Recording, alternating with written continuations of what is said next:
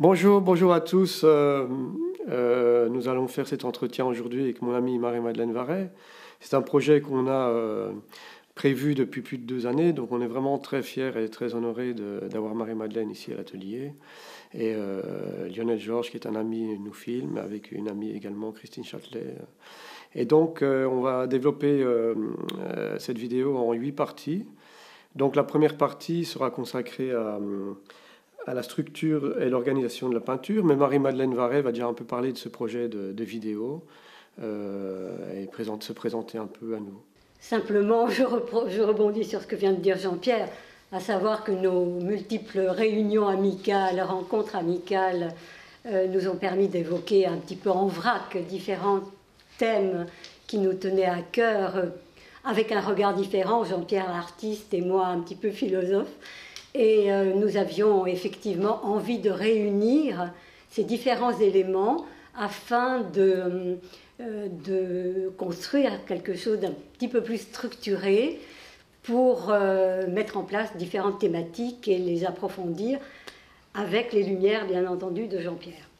Oui, on fait ça pour un peu démocratiser l'art, pour parler un peu de ce que signifie mon travail, parce que beaucoup de gens s'interrogent face à des grandes installations murales comme ça, ils n'ont pas forcément les clés pour les lire, donc je profite de ton savoir de philosophe et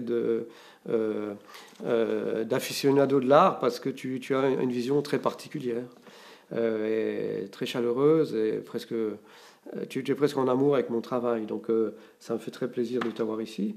Donc, une des premières questions, donc la structure et l'organisation de la peinture, on voulait parler de l'unité carrée. L'unité carrée, oui, ça m'intéresse beaucoup parce que nous sommes tous éblouis, non seulement dans un mural qui est totalement éblouissant et dans sa majesté, mais même l'unité elle-même prise à part d'un plexiglas dans sa nudité, si j'ose dire, on est frappé par l'harmonie de ce principe de choix que tu as établi. Et moi, immédiatement, bon, je pense à la Grèce antique, au nombre d'or, à Phidias. Donc j'imagine que tout ça t'a inspiré probablement pour choisir ce volume absolument remarquable. Oui, mais j'ai décidé de travailler l'unité carrée par simplification. Au départ, je travaillais sur des rectangles, des formes différentes. Et ça me permet justement d'avoir l'unité. C'est 1,05 m par 1,05 m et de pouvoir les assembler sur un mur. C'est pouvoir faire une œuvre qui soit modulable et aussi qui puisse voyager facilement. C'est-à-dire que ça peut se démonter facilement, s'assembler facilement. Voilà pour le carré. Au niveau méthodologique. Voilà, méthodologique. Oui. Très bien. Et donc, on avait aussi la question de la structure, la grille de lecture et les facettes d'un Rubik's Cube, parce que souvent les gens me demandent comment lire un mur comme ça. Et il ne faut pas avoir de grille de lecture de haut en bas, de gauche à droite. C'est vraiment un ensemble qu'il faut lire, presque comme si on lisait...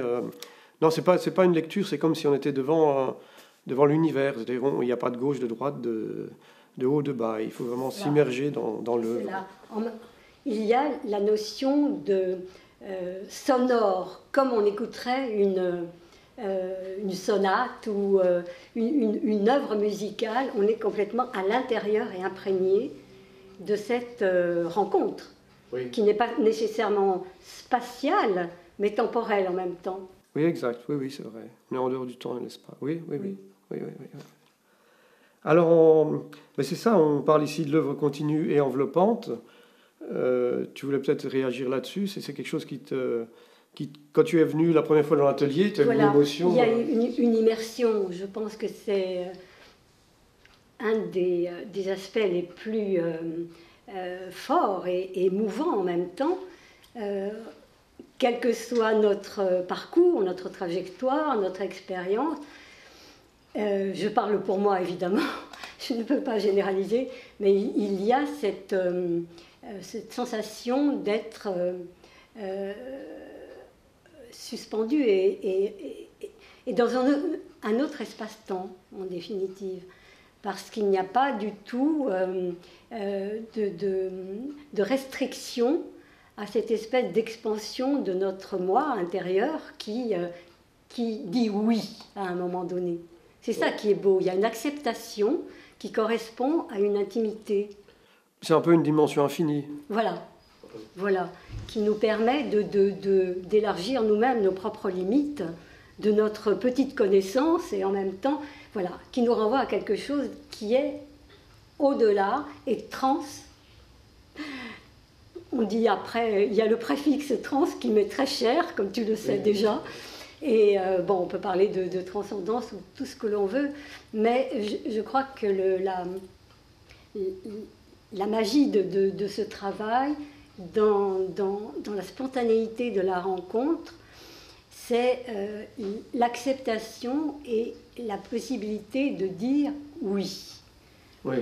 Je crois que pour moi c'est très important, ce fait qu'il n'y ait pas du tout d'envie de faire des restrictions, de dire oui mais ça, oui mais... Non, c'est absolument une adhésion. Il faut accepter l'œuvre dans sa totalité. Dans sa totalité, voilà, qui s'impose à nous, notre regard va vers elle, et en même temps elle entre en nous. D'accord. Alors ici, justement, on voulait parler d'énergie cohésive, c'est exactement ça. C'est ça. C'est ça. C'est ça. D'accord. L'œuvre existe en elle-même et elle est délimitée évidemment dans l'espace, mais en même temps, notre regard la prolonge. Okay. Dans tous les sens. C'est une extension de... C'est une extension. Très bien. Alors, je voulais parler aussi des axis mondii, des croisements, des axes directionnels avec le temps historique, justement. On a un peu parlé, on a un peu évoqué ça. Oui. Mais c'est vrai qu'en travaillant sur les carrés, on a forcément 4 directions. C'est un peu comme les dessins des Navarro, nord, sud, est, ouest, mais avec le centre qui est la dimension spirituelle. Voilà. Oui. Le nœud, le croisement des axes. Oui. Très bien. Bon. Alors, on est quand même confronté devant une surface horizontale, verticale, donc ça peut provoquer une espèce de dimension cosmique. Le spectateur peut un peu rencontrer une expérience cosmique devant lui. Oui, parce qu'il y a ce sentiment d'élévation dont je parlais tout à l'heure, qui nous aspire vers le haut. Et évidemment, il y a aujourd'hui, c'est un mot indécent presque de parler de mur, qu'il y a le mur de la honte ou le mur des exclus, alors que ce mur, c'est le mur de la liberté et qui nous entraîne dans une élévation qui est absolument bouleversante pour tout regard candide et naïf, qui a envie d'aller vers l'art avec cette ouverture.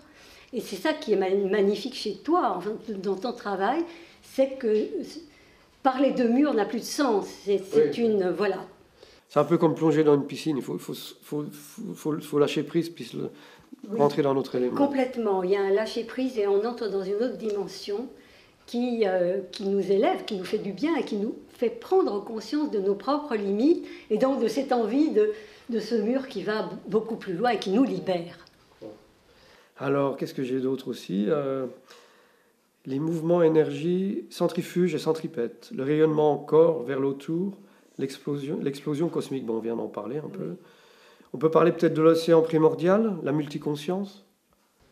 Tu en parleras certainement beaucoup mieux que moi. Oui, mais pour moi, c'est un peu... Je me jette vraiment dans l'art comme je me jetterais dans un univers différent. C'est quelque chose qui m'échappe totalement, mais je m'y jette avec un grand plaisir. Et toi-même, tu dis oui, tu as cette acceptation de l'inconnu, de quelque chose que tu sais existant et qui préexiste en toi et que tu vas rejoindre d'une manière ou d'une autre. Oui, c'est un peu l'inconscient, l'inconscient collectif, l'inconscient cosmique. Oui. Donc, on peut parler des temps cycliques, non linéaires. Et tu voulais parler aussi d'une œuvre protéiforme, polymorphique, polygraphique, polyphonique, polysémique. Ça, c'était ce tes mots.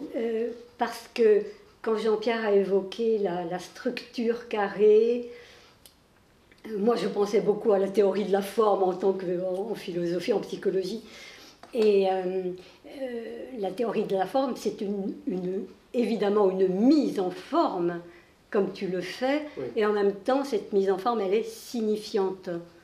Donc, tout ce travail, il a du sens, c'est-à-dire qu'à la fois, il y a une image, mais derrière, il y a une écriture qui dévoile et qui trace une histoire et un récit très, très précis et très particulier. Et je trouve ça absolument magnifique. C'est-à-dire que l'image renvoie nécessairement à une écriture, à une histoire, à un récit structuré, et que chacun doit avoir l'humilité de pouvoir lire et décoder avec sa propre vision mentale. Merci Madeleine pour cette première partie.